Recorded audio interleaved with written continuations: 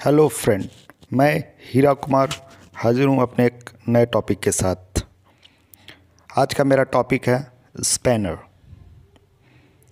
जिसके अंतर्गत हम जानेंगे स्पैनर के स्टैंडर्ड को, यह किस तरह स्टैंडर्डाइज किया गया है, इसके स्टैंडर्डाइज ऑर्गेनाइजेशन क्या है, और साथ ही जानेंगे टाइप ऑफ स्पैनर कितने तरह के होते हैं, और स्पैनर का सिलेक्शन नट और बोल्ट के हिसाब से हम लोग कैसे करते हैं।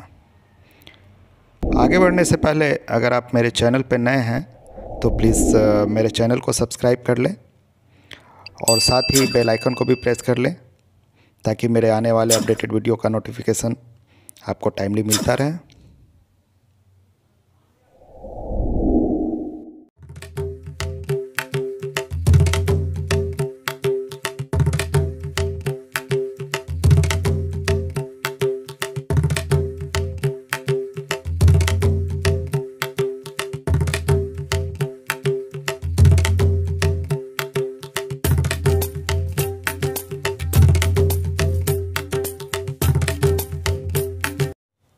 आइए सबसे पहले जानते हैं कि स्पैनर को स्टैंडर्डाइज करने के लिए कौन कौन सा ऑर्गेनाइजेशन है। ISO international organization for standardization, ANSI American National Standard Institute, JIS Japanese Industrial Standard, DIN ज्यूटेक इंस्टीट्यूट फॉर नॉर्मंग, या फिर इसी को हम लोग जर्मन इंस्टीट्यूट फॉर स्टैंडर्डाइजेशन कहते हैं। ये सभी मिलकर स्पैनर के साइज को स्टैंडर्डाइज करते हैं।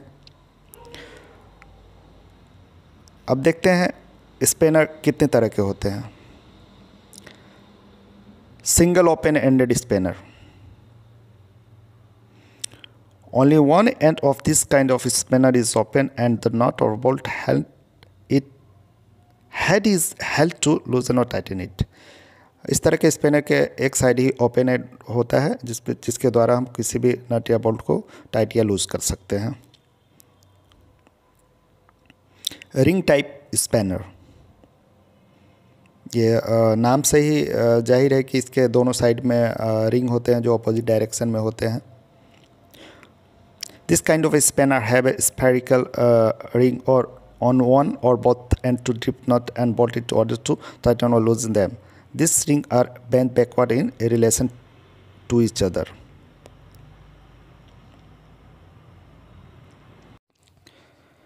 सॉकेट स्पैनर देखने में कुछ इस तरह का होता है।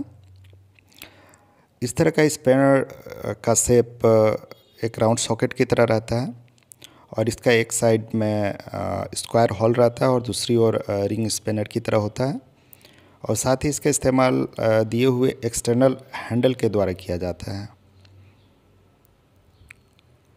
साथ ही इसमें एक्सटेंशन के लिए अलग से भी हैंडल दिए रहते हैं। बॉक्स और ट्यूबलेस स्पैनर देखने में कुछ इस तरह का होता है, जो कि एक मोटी या पतली पाइप की नली की तरह दिखता है और जिसका 6 साइड से चैम्पर किया हुआ रहता है। इसका इस्तेमाल एक्सटर्नल हैंडल के द्वारा किया जाता है। इसको आप दोनों तरफ से यूज कर सकते हैं।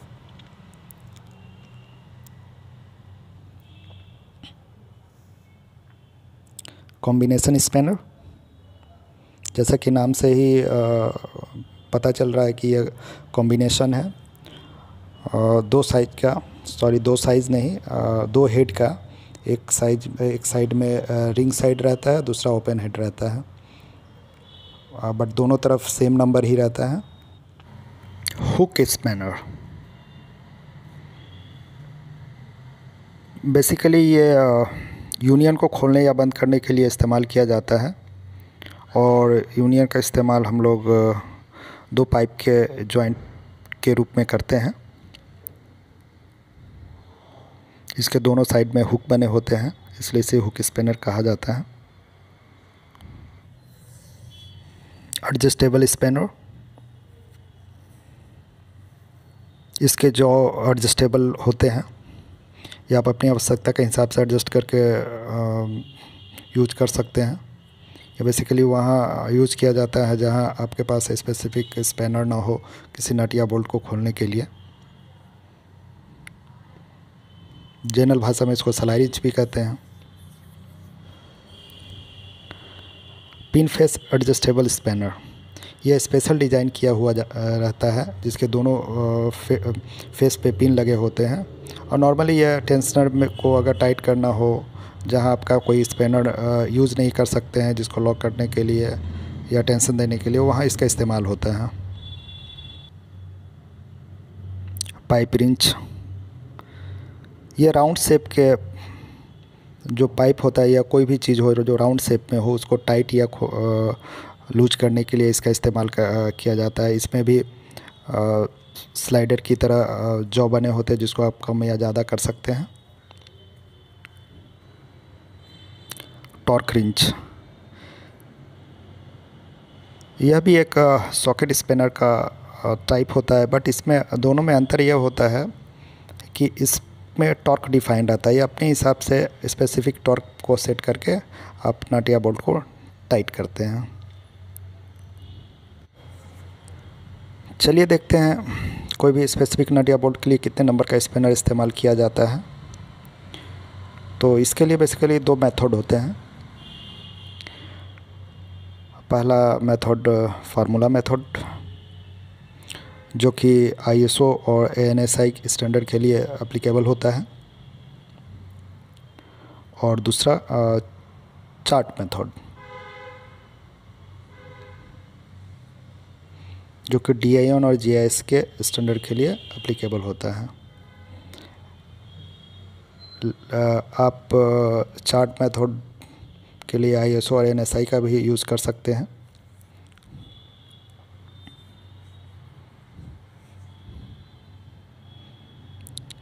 जो फार्मूला यूज़ किया जाता है, अभी जो फार्मूला आप देख रहे हैं स्क्रीन पे, वो सिर्फ M40 तक के स्पैनर के लिए एप्लीकेबल होगा, M10 के लिए एप्लीकेबल नहीं होगा।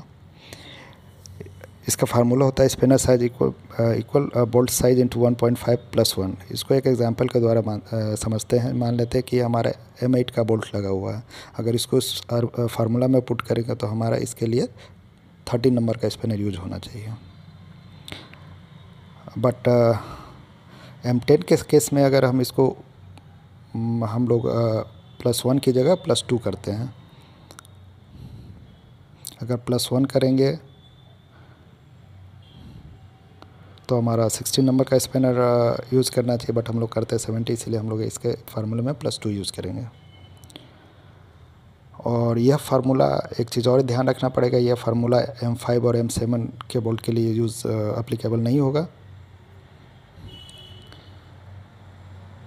क्योंकि अगर इसको उस फार्मूला में अगर हम पुट करते हैं तो 8.5 का हमको स्पैनर यूज़ करना चाहिए, बट 8.5 का कोई स्पैनर नहीं होता, इसलिए इसके लिए हम लोग 8 नंबर का स्पैनर यूज़ करते हैं। इसी तरह अगर M7 को भी देखें तो उस फार्मूला में पुट करके तो भी वो नॉर्मली आता नहीं, 11.5 आएगा, बट 11.5 का स्पैनर नहीं होता है, तो हम लोग 11 नंबर का स्पैनर यूज़ करते हैं। यानी कि M5 और M7 के जो बोल्ट होते हैं उसमें ये फार्मूला फिट नहीं बैठता है। अब हम देखते हैं एवो 14 के लिए क्या फार्मूला यूज़ होता है। इसके लिए हम लोग नॉर्मली बोल्ट साइज इंटू 1.5 करते हैं। अगर देख लेते हैं, अगर हमारा बोल्ट का साइज M16 है तो इसके लिए हम लोग स्पैनर का यूज़ 24 नंबर का करेंगे।